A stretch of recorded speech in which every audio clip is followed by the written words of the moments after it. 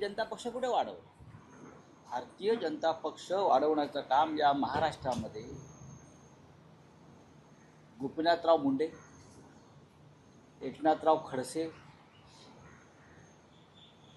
प्रमोद महाजन यांनी महाराष्ट्रात पक्ष वाढवला आणि देशाच्या स्तरावरती हा पक्ष लालकृष्ण अडवाणी यांनी वाढवला. अर्थात अटलजी आहे. हे जे आता बावनकुळे वगैरे जी मंडळी आहेत जी म्हणतात की यांनी सत्तेचा आणि पैशाचा मदमस्त वापर करून इतर पक्ष फोडून आपल्या पक्षाला सूज आणली. आजचा भारतीय जनता पक्ष हा ओरिजिनल भारतीय जनता पक्ष नाही. इतरांचे पक्ष फोडले, आपल्याबरोबर सगळ्या भ्रष्टाचारांना एकत्र घेतलं आणि आपला पक्ष वाढवला. पण उद्या जेव्हा यांच्याकडे सत्ता नसेल तेव्हा यांची सूज उतरलेली असेल. चंद्रशेखर बावनकुळे हे त्या पक्षाचे राज्याचे अध्यक्ष आहेत. हे मंत्री आहेत. त्यांना थोडीशी जरी लाज वाटली असती तरी त्यांनी विधान केलं नव्हतं की काँग्रेस फोडा, अमुक फोडा. तुमचा पक्ष विचारधारेवरती वाढवा. तुमची विचारधारा काय आहे त्या विचारधारेनुसार पक्ष वाढवा. त्याच्याविषयी आमच्याकडे काहीच म्हणणं. आजचा भारतीय जनता पक्ष महाराष्ट्रात हा 70% हा उपऱ्यांचा पक्ष आहे. आजचा भारतीय जनता पक्ष त्यांचे मंत्रिमंडळातले लोक बघा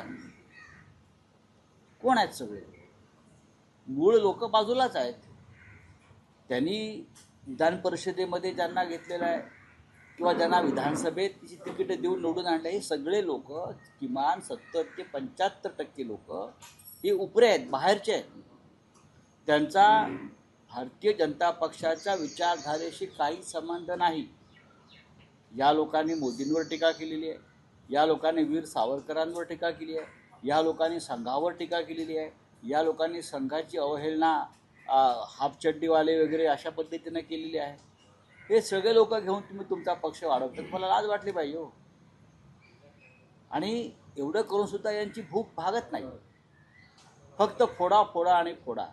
याचं कारण त्यांचे जे नेते आहेत अमित शहा यांची विचारधारा तीच आहे की दुसऱ्यांचं फोडाने आपलं वाढवा. स्वतःची रेस विचारांची वाढवायला तयार नाही, अजिबात वाढवणार नाही. आणि बावनकुळे वगैरे जे लोक आहेत त्यांच्याकडे लोक गांभीर्याने पाहत नाही. शिवसेना फोडा, मग राष्ट्रवादी काँग्रेस फोडा, मग काँग्रेस फोडा. आता ते शिंदेची शिवसेनाही फोडणार आहे आणि ते अजित पवारांचा राष्ट्रवादी पक्षही फोडणार आहेत. जसं मोगलांना स्वप्नामध्ये संताजी धनाजी दिसायचे तसे आता यांना स्वप्नामध्ये फक्त फोडाफोडी दिसते. नाही, तुम्ही जसं म्हणताय की पक्ष फोडले जाणार, तुम्ही अजित पवार गटाला किंवा अजित पवारांना ऑफर देताय. विनायक राऊत काल बोलले तुम्ही महाविकास आघाडीत मी कोणाला ऑफर देणार नाही. मुख्यमंत्रीपदाचं स्वप्न अजित पवारांचं पूर्ण होईल. मला माहीत नाही त्याच्याविषयी. तो शरद पवारांचा विषय. अजित पवार हा पवार साहेबांचा विषय आणि पवार साहेबसुद्धा राजकीयदृष्ट्या त्यांच्याशी त्यांचा डायलॉग आहे. मी पवार साहेबांवर, पवार साहेब आणि ते भेटतात, ठीक आहे. त्यांचे काही संस्थात्मक कामांसाठी भेटतात, ते आवश्यक असतं कारण एकमेकामध्ये तंगड्या गुंतलेल्या आहेत. पण राजकीयदृष्ट्या म्हणा तर शरद पवार हे अजित पवारांना माफ करणार नाही. राजकीयदृष्ट्या म्हणतो. बघा, जे माझं आकलन आहे ते राजकीयदृष्ट्या म्हणतो. बाकी त्यांचं ते कुटुंब असतं वगैरे वगैरे वगैरे, ठीक आहे. जसं आमच्याही कुटुंब आहे ठाकरेंचं हो. आमच्या स्वभावात आणि त्यांच्या स्वभावात, राजकीय स्वभावात फरक आहे. पण मी त्यांना जे काय त्यांना मला माहीत आहे त्यानुसार ते ज्या पद्धतीनं अमित शहानं अजित पवारांना हाताशी पकडून पक्ष फोडला, ही का फार मोठी महान विचारधारा वगैरे नाही. घाबरून पळून गेलेले लोक आहेत. त्यांना मुख्यमंत्री व्हायचं आहे पण ते मुख्यमंत्री होणार नाहीत. अजित पवार हे कदापि भाजपबरोबर राहून मुख्यमंत्री होणार नाहीत. एकतर त्यांना पूर्णपणे भाजपात विलीन व्हावं लागेल त्यांचा पक्ष, आणि भाजपचे म्हणून त्यांना भविष्यामध्ये कदाचित संधी मिळेल. पण वेगळा गट म्हणून त्यांना कधीच मुख्यमंत्री शरद पवारांना भेटला. तुमची पवारांनी स्वतः म्हटलंय की राजकीय मंथन वगैरे झालं ना. तर अलीकडच्या काळात जी तुम्ही एक छोटी जी नाराजी होती ती व्यक्त करत होतात, विशेषतः मी काल- पहलगाम मी हल्ल्यासंदर्भात माननीय शरद विरोधी पवार- पक्षाची जी भूमिका आहे, विशेषतः पवारांनी जे सरकारचं समर्थन करणं, यावर तुम्ही जी नाराजी व्यक्त करत होता त्यावर तुमची काही चर्चा झाली का? आणि पवारांचं आता त्यावर काय म्हणणं? मी पवार साहेबांना काल भेटलो ते यासाठी नरकातला स्वर्ग या पुस्तकाचं प्रकाशन 17 मेला आहे आणि ते त्यातले प्रमुख पाहुणे आहेत. त्यांना पुस्तकाची प्रत हवी होती, ती त्यांना दिली. आम्ही चर्चा केली आणि अनेक विषयांवर चर्चा केली. माझं मत ठाम आहे, आमचं मत ठाम आहे. अमित शहा हे या सगळ्या हा जो नरसंहार झाला त्या नरसंहाराला देशाचे गृहमंत्री अमित शहा जबाबदार आहेत. सरकारला पाठिंबा देणं संकटकाळी म्हणजे या नरसंहाराला जबाबदार असणाऱ्यांना पाठिंबा देणं असं होत नाही, हे माझं मत आहे. त्यांच्याशी मी चर्चा केली. नाही, पण तुमच्या चर्चेनंतर शरद पवारांचं आता या पहलगाम हल्ल्यासंदर्भात जी सरकारची भूमिका आहे त्यावर मत बदलू शकतं का? मी असं कसं काय सांगू? ज्येष्ठ नेते आहेत, आमच्या सगळ्यांचे मार्गदर्शक आहेत ते. आम्ही त्यांच्याकडे जाऊन चर्चा करतो, आम्ही त्यांचंही मत घेतो. पण मी जे म्हणतोय कदाचित त्यांना ते पटलंही असेल, पण त्यांची एक भूमिका आहे की संकट काळामध्ये आपण सरकारबरोबर राहायला पाहिजे. पण हे सरकार त्या लायकीचं नाही ना. हे काय इंदिरा गांधीचं सरकार आहे का? हे राजीव गांधीचं सरकार आहे का? हे मनमोहन सिंगचं सरकार आहे का? नाही ना. हे नरसिंहरावांचं सरकार आहे का? नाही. हे बदमाशांचं सरकार आहे आणि त्यांच्या चेहऱ्यावरती दुःखाची एक छटाई दिसत नाही इतकं हो. अशा सरकारला पाठिंबा देणं म्हणजे आपण या देशाशी बेईमानी करण्यासारखं आहे. विशेषतः देशाचे गृहमंत्री अमित शहा यांनी खरं म्हणजे स्वतः राजीनामा द्यायला पाहिजे. चुनचुनके मारेगे काहीतरी म्हणत असतात, ते कसले चुनचुनकर मारताय? आमचे 27 लोक मारले गेले, तुम्ही का खुर्चीवर बसलाय त्या अजून? हे मी माननीय पवारसाहेबांना सांगितलं. त्यांचा मला पवारसाहेबांनी असं विचारलं की तुम्ही ऑल पार्टी मिटिंगला आला नाहीत. बिलो मी जर आलो असतो तिथे गोंधळ झाला असता, कारण मी तोंडावर अमित शहांचा राजीनामा मागितला असता आणि तुम्हाला ते सगळ्यांना परवडलं नसतं. तुम्ही सगळे या मूडमध्ये होता की सरकारबरोबर राहायला पाहिजे, पण मी या मताचा नाही की ज्या सरकारच्या काळामध्ये इतका नरसंहार होतोय पुलवामापासून पेलगावपर्यंत, अशा मुख्य गृहमंत्र्याला सरकारमध्ये राहण्याचा अधिकार नाही. त्यांचा राजीनामा मागण्याशी जर मी उभा राहिलो असतो तर तुमची पोझिशन ऑकवर्ड झाली असती. म्हणजे पुढच्या संसदेच्या अधिवेशनात शिवसेना उद्धव बाळासाहेब ठाकरे हा पक्ष सभागृहात अमित शहांच्या राजीनाम्याची मागणी करणार. आताही मागतो, सभागृहात मागू. जर त्यांनी काश्मीरवर चर्चा करण्याची हिंमत सभागृहात दाखवली तर मी राजीनामा मागेन. लोकसभेत आमचे नेते राजीनामे मागतील आणि मी सांगतो जेव्हा हे सुरू होईल तेव्हा सगळे राजीनामा मागतील. हे त्यांनाही माहिती आहे.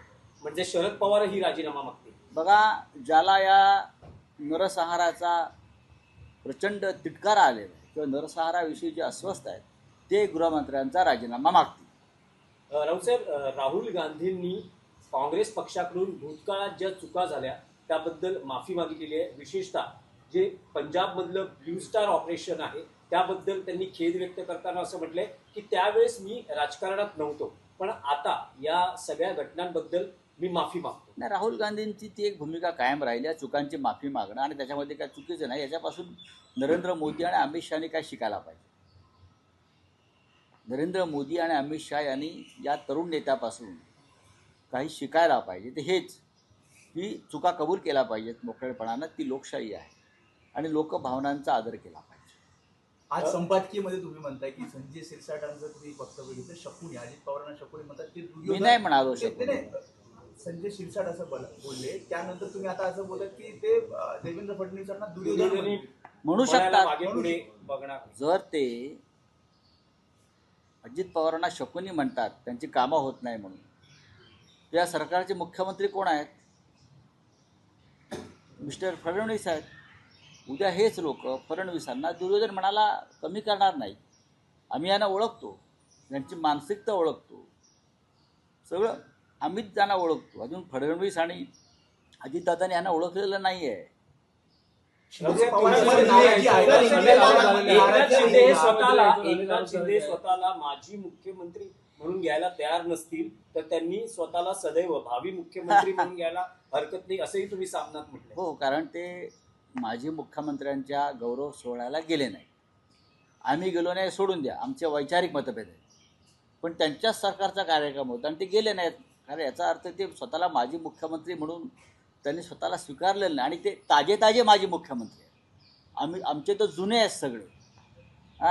आमचे माजी जुने आहेत, इतर ताजे माजी मुख्यमंत्री आहेत. तर ताज्या माजी मुख्यमंत्र्यांनी जायला हरकत नव्हती. ते गेले नाहीत. याचा अर्थ ते देवेंद्र फडणवीसांना मुख्यमंत्री मानायला तयार नाहीत आणि स्वतःला माजी मुख्यमंत्री मानायला तयार नाहीत. म्हणजे ते भावी मुख्यमंत्री आहेत.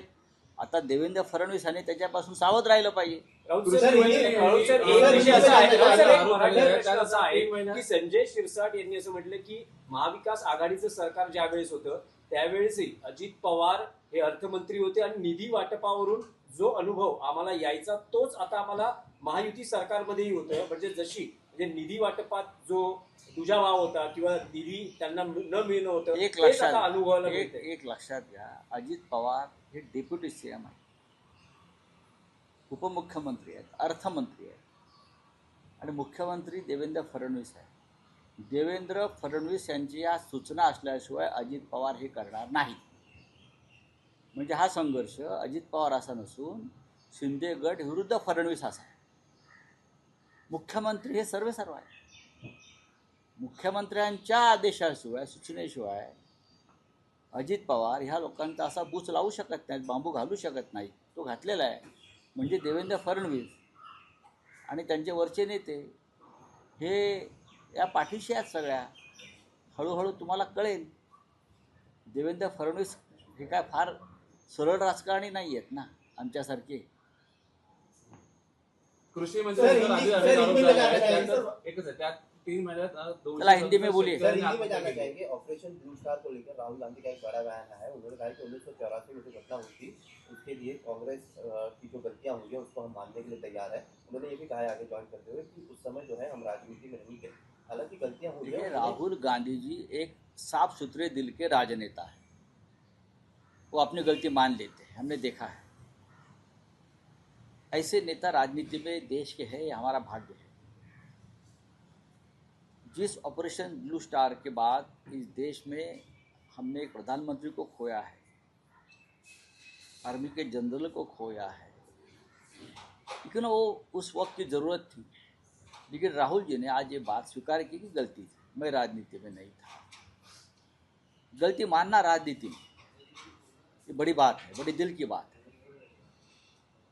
और हमारे प्रधानमंत्री मोदी जी और गृह मंत्री अमित शाह जी ने ये बात राहुल जी से सीखनी चाहिए कि गलती माननी चाहिए और आगे जाना चाहिए. राहुल जी ने करके दिखाया है. राजनाथ सिंह का एक बयान आया है, डिफेंस मिनिस्टर है वो, उनका एक बयान आया है कि दुश्मनों जो कश्मीर में हमला हुआ है उसके बाद दुश्मनों को उन्हीं की स्टाइल में जवाब दिया जाएगा. 14 दिन इस घटना को बीत चुके हैं लगभग, लेकिन सरकार 13वीं हो गई ना, कल 13वीं हो गई है. और हम लोग लोकशाही मराठी ऐका, पहा, जागरूक रहा.